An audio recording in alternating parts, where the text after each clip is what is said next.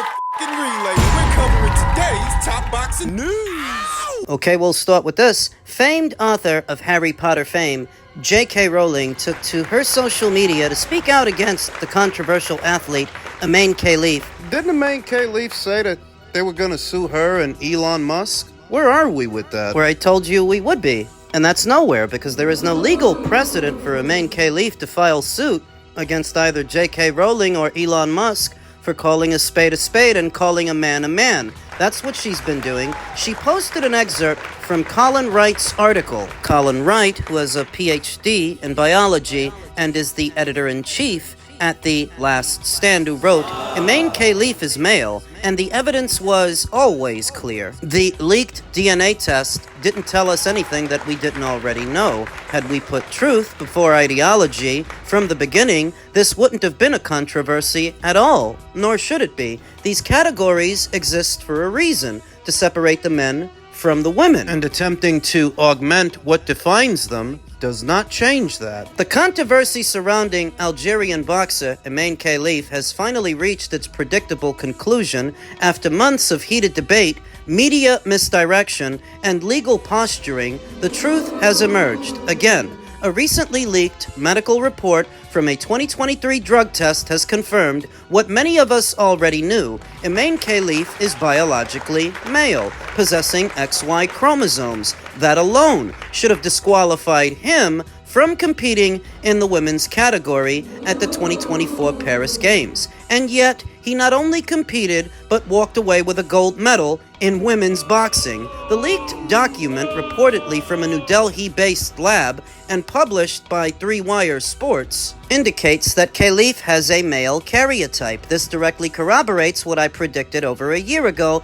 based on public statements, policy details, and the physical realities that were plainly observable to anyone who hadn't outsourced their critical thinking to ideological dogma. Ideological bullshit. Khelif's disqualification by the International Boxing Association, who are now vindicated, by the way, in 2023, resulted from failing a sex test that screens for sex chromosomes. The IBA's definition of a female athlete, per their technical rules, requires XX chromosomes. There is only one way to fail that test: by having XY chromosomes. You didn't need a PhD in biology to figure this out, though I happen to have one. You just needed to be willing to follow the evidence. The evidence that was in plain sight, because you don't need a PhD and you don't need to be an endocrinologist to take one look at Imane Khelif and come to the conclusion that this is a man. Irrespective of how he was raised or what he might think and how he may identify himself,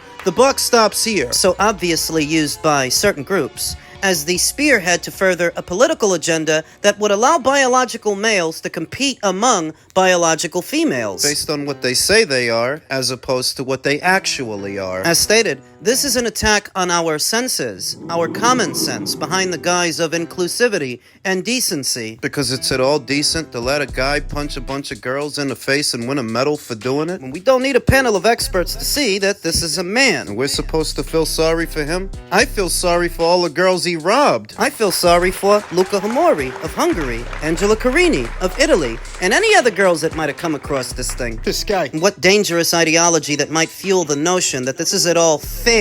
A year of disingenuous arguments from disingenuous people. Oh, we're supposed to be the bullies because we think he's a man. Umar Kremlev and Aiba. Oh, they're corrupt and their PCR test can't be trusted, but you guys can? Your flimsy philosophies? Are you trying to set a precedent to put every amateur woman boxer in danger by forcing them to compete against biological males? If you allow this, it doesn't stop here. Today, it's Imane Khelif. Tomorrow, it'll be someone else, and then someone else, until somebody seriously gets hurt. You want us to be willing participants in your delusion, because that's what it is. That sex and gender, it's all fluid, and there are no identifiable characteristics that would make a man or a woman. So what stops me from identifying as a cantaloupe? A pomegranate. Nothing to see here, nothing that separates them, nothing test to distinguish one from the other, well, the PCR test says otherwise. And if we have to be specific, these categories are for XX athletes,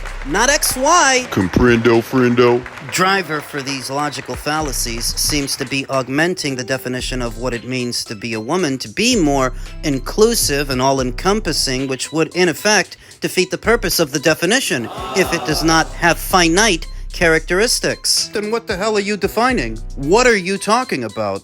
Am I a doctor because I feel like one? Do I get to make a doctor's salary because that's what I identify as? Or is there more to being a doctor than meets the eye? More to being a doctor than just calling yourself one? And how would that logic not apply to women? It's an attack on your senses via the power of suggestion. Your common sense, because it's common sense that dictates men should not be allowed to compete among women. But I identify as a woman. And I identify as a coconut, but that doesn't mean I grew from a palm tree. The point being, This is about a bit more than how someone wishes to be addressed and how someone presents themselves. You're talking about a contact sport. The contact sport of all contact sports. The most dangerous one.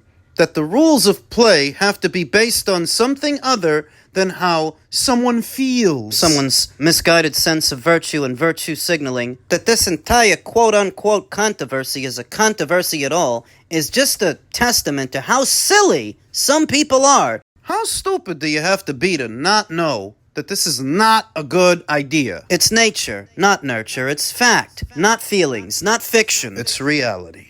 Floyd Money Mayweather, TBE, are you really the best ever? Starting to look like a fucking joke as a promoter. Somehow Samson, 92-year-old ass, could be in the ring with his fighter on television, but you can't show up to make sure Carmel gets on TV. Nasty work. I don't give a fuck. Honestly, I don't give a fuck that he's your favorite fighter. I don't give a fuck that y'all put him on a pedestal. He's ruining careers out here. He lost Jalil Hackett. He lost Jahan Ingram. He lost Robert Merriweather. And he's on the brink of losing Carmel. This is a catastrophe. This is damn right sinister. How does this young man, who people are calling the next phenom, not get any television time again and again? I noticed it myself, that in Carmel Moton's young boxing career, Carmel in motion. his latest protege intended to be the replacement for Gervonta Davis, who left Mayweather Promotions something like 2.5 years ago. This kid hasn't gotten any real airtime. He's either fighting before the broadcast starts on the non-televised portion of a show,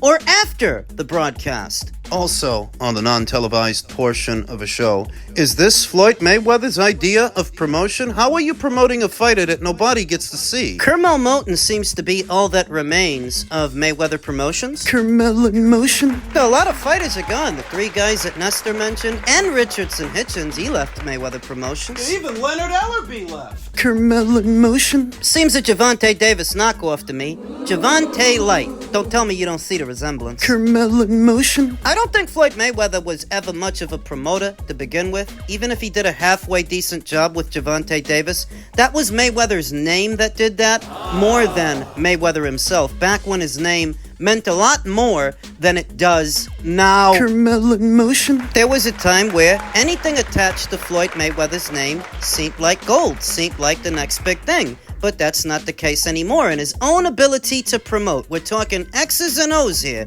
nuts and bolts. He's not that much of a promoter. Not just because of his own ego, that he can't get out of his own way, he can't stop talking about himself long enough to talk about anybody else, promote anybody else. It's not just that, it's that he literally doesn't know how. Now, what it reminds me of is that late 90s, early 2000s era of hip-hop where every rapper with a shiny gold chain fancied himself a record executive. Oh, I've got my own label. Carmel in motion. All it really was a subsidiary of the bigger labels for the actual people that were in charge. It was tantamount to a kid with a play phone. That's what Mayweather Promotions is. That's what Mayweather is, a kid with a play phone. Simple question. If he's such a goddamn good promoter, how come he never brokered a deal for Mayweather Promotions with a broadcaster? Why was Mayweather Promotions always under the PBC umbrella? Because Mayweather was never the one in charge. It was Al Heyman. It was always Al Heyman. Mayweather Promotions was just a subsidiary of Al Heyman's PBC.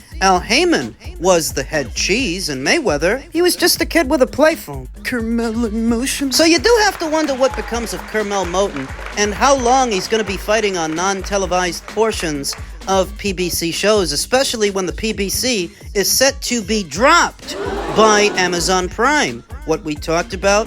If this story checks out, Carmel Moton and a lot of other PBC guys are gonna be looking for a new home. They were never all that good at promotion either. The PBC as a package, the PBC as a whole. I mean, if they were, they wouldn't have got kicked off of NBC and Fox and Showtime. Very soon, Amazon Prime. It's really not the kind of thing that happens when you're good at your job. I saw a recent quote from Frank Martin asking the fans, "Can y'all please keep demanding to see me so that I can at least fight 2 to 3 times a year? I don't like being inactive." Why is he inactive? Why haven't they brought him back yet? Though they don't have the fight dates to do it, the resources. In a word, it's what I've been telling you all along. Some people just don't want to listen. Remember that Frank Martin is a man-down promotions fighter. He is Errol Spence Jr.'s fighter. What is Errol doing to keep Frank active? What is anyone doing? Kids with a play phone, man. Kids with a play phone. Errol Spence Jr. is supposed to be the promoter. Is he not responsible?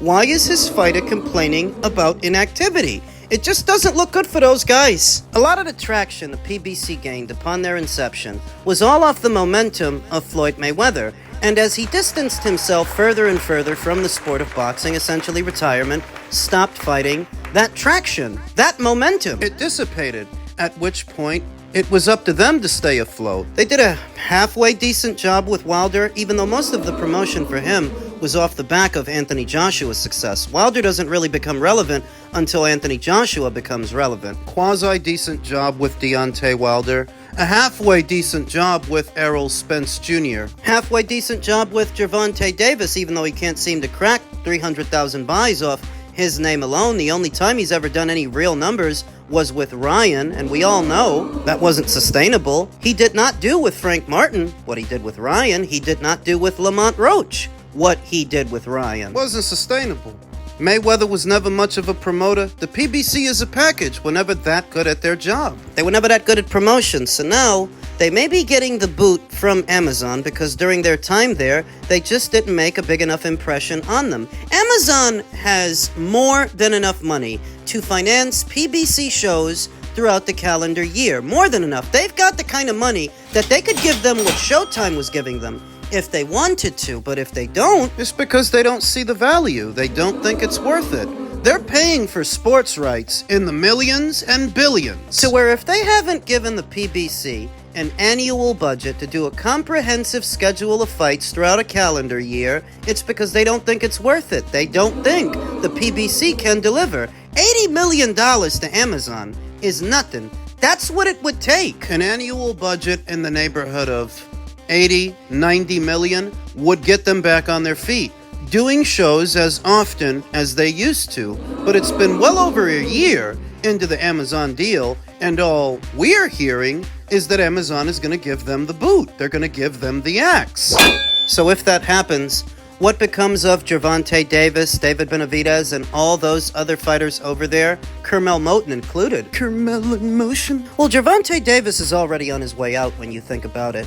If he beats Lamont Roach in the rematch, he may enter talks for that Jake Paul exhibition, make a truckload of money from that, then retire. Because remember, that's what he started off this year saying, that he only has a few fights left, and he wants to retire. So as far as Gervonta, he's already on his way out. When it comes to David Benavidez, I figure that if the PBC no longer has a home for his fights, what Samson Lukowicz might elect to do is funnel him over to Golden Boy Promotions, who he already has a working relationship with. They co-promote Gabby Fundora. They could have set up a similar arrangement for David Benavidez. If the PBC on Amazon deal goes under, Samson might take him over there. The other fighters that are not PBC flagship fighters, they're B-listers, not their A-listers. The B-listers may end up on Pro Box. Gary Jonas has a working relationship with the people over there at the PBC. It's not uncommon for ex-PBC fighters to end up on Pro Box. Angelo Leo did. Jarrett Hurd did. So when you think about those guys like Resendiz or Caleb Plant, Rayo Valenzuela, they're B and C tier fighters. A good chunk of them could end up on Pro Box, which would in effect boost Pro Box's stable. beef it up. Now, with guys like the Charlo brothers, Spence, Keith Thurman, it's unclear what happens to those fighters. The fighters that used to be their A-listers, what used to be their flagship fighters, the guys who essentially have egos. It's hard to imagine that those guys would end up on a pro box. Their egos are too big, and so are their financial demands. It's a little hard to imagine that they would end up over there. They're champions, what few champions they have. The guys like Stephen Fulton, Gary Antoine Russell, Alberto Puello, who's set to box on a Turkey LL Sheik show. You see it right there, where those fighters might find opportunities, that if they can stay champions, as all of this is going on, they might find opportunities on other sides of the street, like a Matchroom show or a Turkey LL Sheik show. A mass exodus, essentially. That's what that would be. If these preliminary reports ring true, and Amazon gives PBC the boot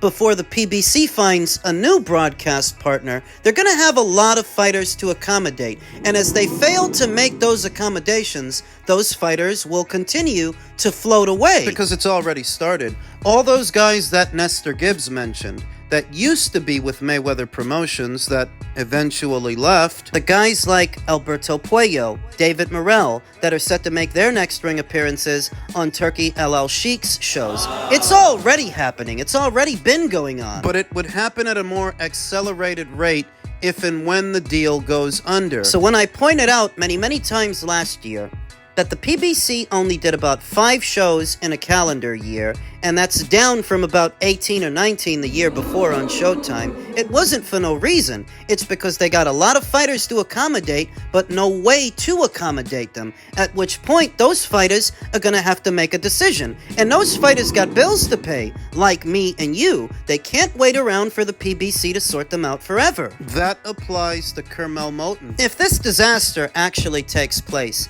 I could see Floyd Mayweather entering into a more managerial role for Carmel Moton. Maybe he funnels him over to Matchroom, acting as his manager, and let Matchroom promote him. Let Matchroom be responsible for scheduling his fights and finding him opponents, promoting him. Promotion. I could see that. In the not-so-distant future, because all Floyd's been doing is having him fight on the non-televised portions of PBC shows. To groom a fighter, it takes a lot more than what Floyd has to give at this point.